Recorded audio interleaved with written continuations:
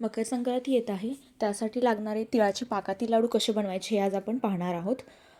तिळाचे लाडू बनवण्यासाठी आपण एका कढईमध्ये एक वाटी भरून गावरान तीळ सर्वप्रथम भाजून घेणार आहोत.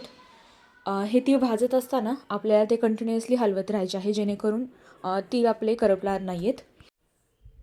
तीळ थोडेसे तडतडायला लागले की आपल्याला ते एका ताटामध्ये काढून घ्यायचे आहेत आणि सेम कढईमध्ये आपण थोडेसे तूप ॲड करणार आहोत. ज्या वाटीच्या प्रमाणामध्ये आपण तीळ घेतलेले आहेत त्याच वाटीच्या प्रमाणाने आपण किसलेला गूळ घेणार आहोत.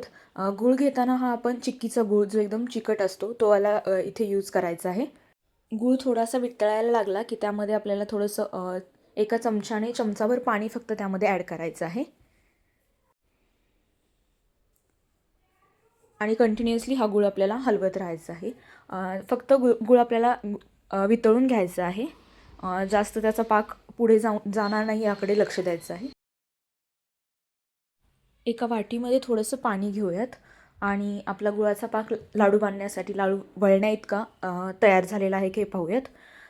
वरती आपण जी थोडासा पाक घेतलेला आहे त्याची एक जेली टाईपमध्ये गोळी बनली पाहिजे. आणि तुम्ही पाहू शकता ही एक जेली टाईपमध्ये गोळी बनलेली आहे. सो आपण आता या बनलेल्या पाकामध्ये थोडेसे आपण जे भाजलेले तीळ आहेत ते ॲड करूयात.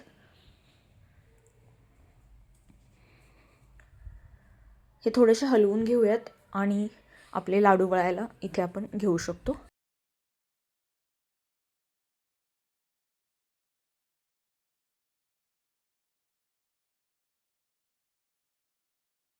हे मिश्रण गरम गरम असतानाच आपल्याला हे लाडू बांधून घ्यायचे आहेत. त्यासाठी आपण एका ताटाला थोडंसं तूप लावून घेणार आहोत. तुपामुळे लाडू इझिली आपण बांधू शकतो आणि लाडू बांधताना आपल्याला असेच एक एक करून आपण आपले सर्व लाडू बांधून घ्यायचे आहेत आणि आपले हे लाडू संक्रांतीसाठी तयार झालेले आहेत. आणि अशा नवनवीन रेसिपीसाठी आपल्या चॅनलला फॉलो करा, लाईक करा अँड शेअर करा. Thank you so much. आपणा सर्वांना संक्रांतीच्या हार्दिक शुभेच्छा.